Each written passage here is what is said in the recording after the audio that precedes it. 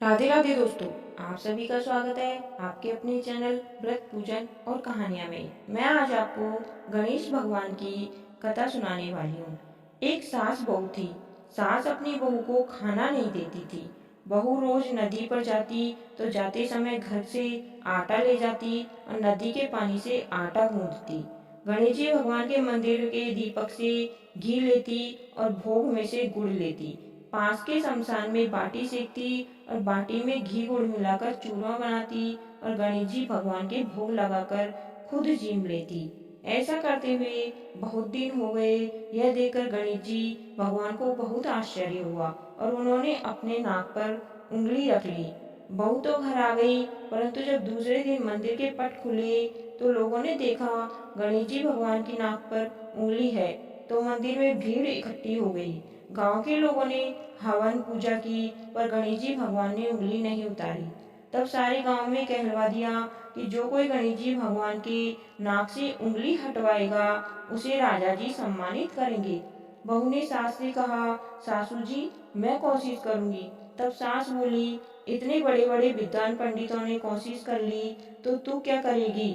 सब लोग मंदिर के बाहर इकट्ठे हो गए। बहू घूंघट निकालकर अंदर गई, पर्दा लगाया और गणेश जी से हाथ जोड़कर बोली, हे विघ्नहर्ता, मैं मेरे घर से आटा लाती, लोगों का चढ़ाया घी गुड़ लेती, शमशान में बाटी सेकती, उसमें आपको क्या आपत्ति हुई।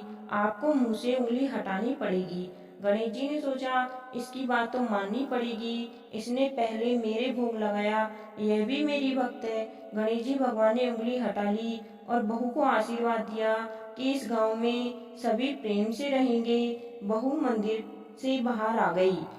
सब गांव वालों ने कहा, बहू तूने उंगली कैसे हटाई, तू तो जादूगरनी है। तब बहू ने सारी बात गांव वालों को बताई कि मेरी सास मुझे खाना नहीं देती थी, तब मैं घर से आटा लाकर नदी के पानी से आटा लगाकर बाटी बनाकर शमशान में सेक कर गणेश जी के दीपक से घी प्रसाद में से गुड़ चुराकर गणेश जी के भोग लगाकर खुद खा लेती। इसलिए गणेश जी को आश्चर्य हुआ और उन्होंने नाक पर उंगली रख ली और मेरी प्रार्थना पर उंगली हटा ली और मुझे वरदान दिया कि अब सब गांव वाले सब प्रेम से रहेंगे। हे गणेश जी भगवान, जैसे बहू का मान बढ़ाया वैसे ही सबका मान बढ़ाना और सबकी रक्षा करना। कहानी सुनने वाले और सुनाने वाले सभी का भला हो, आपकी सभी मनोकामनाएं पूर्ण हो। कार्तिक की और कहानियां सुनने के लिए चैनल को अभी सब्सक्राइब करें और कहानी को शेयर करें। धन्यवाद। आपका दिन शुभ हो।